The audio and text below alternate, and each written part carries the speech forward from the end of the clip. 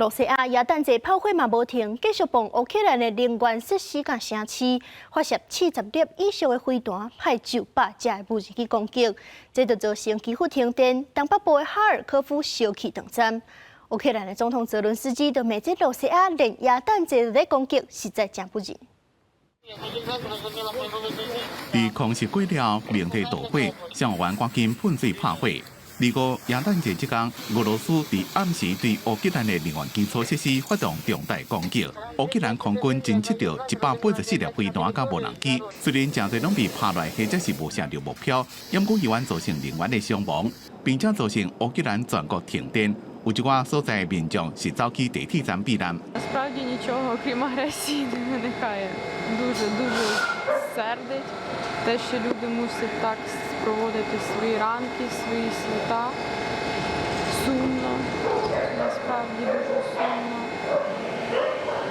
Сподіваємося на краще, що скоро все це закінчиться. 乌克蘭總統澤倫斯基譴責俄羅斯的攻擊意圖正明確，在耶誕節發動攻擊無人道。美國總統拜登也批評安尼先做，目的是為咗要切斷烏克蘭人在冬天的暖氣加電力供應。不過，在美國3點鐘的空襲警報，並無阻止信徒去修道院參加耶誕早點彌撒。Мене різдво подивитися Різдвяний Київ, тому так. Так, відвідати Києво-Печерську лавру, попросити миру і наснаги нашим хлопцям.